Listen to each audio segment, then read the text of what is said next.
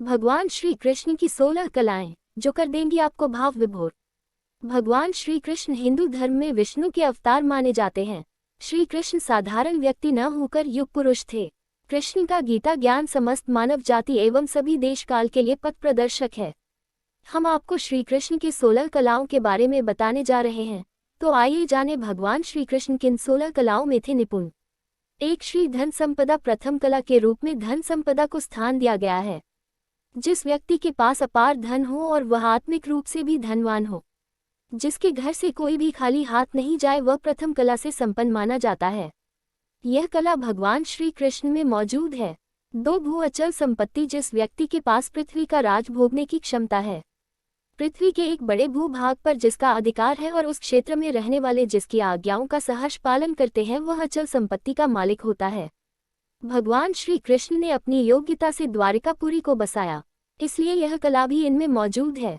3, कीर्ति यश प्रसिद्धि। जिसके मान सम्मान व यश की कीर्ति से चारों दिशाओं में गूंजती हो, लोग जिसके प्रति स्वतः ही श्रद्धा व विश्वास रखते हों, वह तीसरी कला से संपन्न होता है।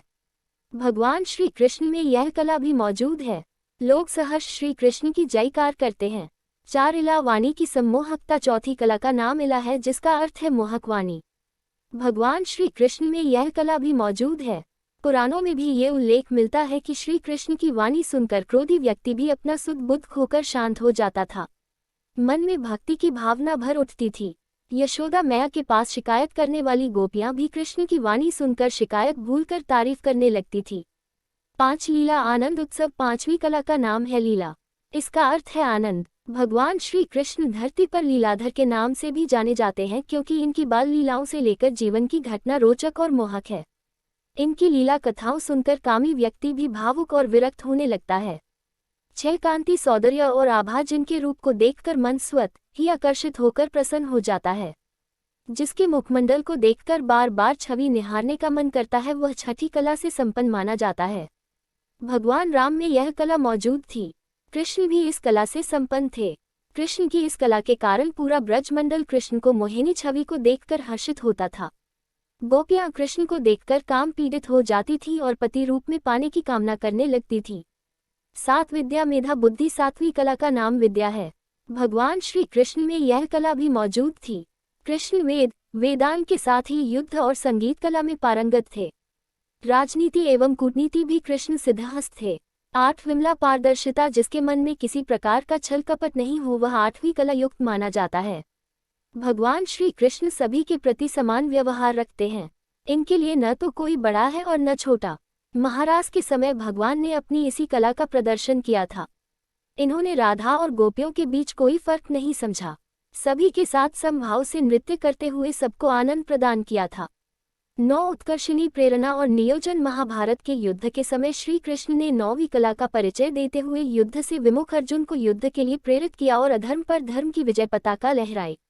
9वीं कला के रूप में प्रेरणा को स्थान दिया गया है, जिसमें इतनी शक्ति मौजूद हो कि लोग उसकी बातों से प्रेरणा लेकर लक्ष्य भेदन कर सकें। 10, ज्ञान नीर क्षीर विवेक। भगवान श्री कृष्ण ने जीवन में कई बार विवेक का परिचय देते हुए समाज को नई दिशा प्रदान की, जो 10वीं कला का उदाहरण है। गोवर्धन पर्वत की पूजा हो अथवा महाभारत युद्ध टालने के लिए दुर्योधन से 5 गांव मांगना, यह कृष्ण के उच्च स्तर के विवेक का परिचय है।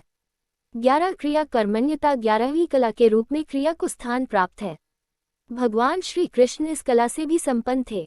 जिनकी इच्छा मात्र से दुनिया का हर काम हो सकता है, वह कृष्ण सामान्य मनुष्य की तरह कर्म करते हैं और लोगों को कर्म की प्रेरणा देते हैं। महाभारत युद्ध में कृष्ण ने भले ही हाथों में हथियार लेकर युद्ध नहीं किया, लेकिन अर्जुन के सारथी बनकर युद्ध का संचालन किया। 12, योग चित्तले। जिनका मन केंद्रित है, जिन्होंने अपने मन को आत्मा में लीन कर लिया है, वह 12वीं कला से संपन्न श्री कृष्ण हैं। इसलिए श्री कृष्ण योगेश्वर भी कहलाते हैं। कृष्ण उच्च कोटि के योगी थे। अपने योग बल से कृष्ण ने ब्रह्मास्त्र के प्रहार से माता के गर्भ में पल रहे परीक्षित की रक्षा की। मृत गुरु पुत्र को पूर्ण जीवन प्रदान किया। 13, प्रहवी अत्यंतिक विनय। 13वीं कला का नाम प्रहवी है। इसका अर्थ विनय होता है। भगवान कृष्ण संपूर्ण जगत के स्वामी हैं। संपूर्ण सृष्टि का संचलन इनके हाथों में है, फिर भी इनमें कर्ता का अहंकार नहीं है। गरीब सुदामा को मित्र बनाकर छाती से लगा लेते हैं। महाभारत युद्ध में विजय का श्रेय पांडवों को दे देते हैं। सब विद्याओं के पारंगत होते हुए भी ज्ञान प्राप्ति का श्रेय गुरु को देते हैं। यह कृष्ण की विनयशीलता है। 14 सत्य अर्थात भगवान श्री कृष्ण की 14वीं कला का नाम सत्य है।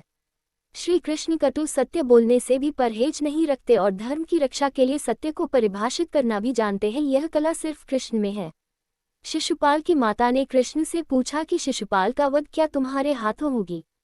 कृष्ण ने संकोच कह देते हैं, यह विधि का विधान है और मुझे ऐसा करना पड़ेगा। 15 स्ना आधिपत्य 15वीं कला का नाम स्ना है।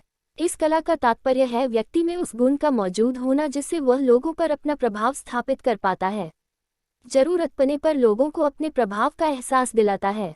कृष्ण ने अपने जीवन में कई बार इस कला का भी प्रयोग किया, जिसका एक उदाहरण है मथुरा निवासियों को द्वारिका नगरी में बसने के लिए तैयार करना। 16 अनुग्रह उपकार बिना प्रत्युकार की भावना से लोगों का उपकार करना, यह 16वीं कला है। भगवान कृष्ण कभी भक्तों से कुछ पाने की उम्मीद नहीं रखते हैं और मनोकामना पूरी करते हैं।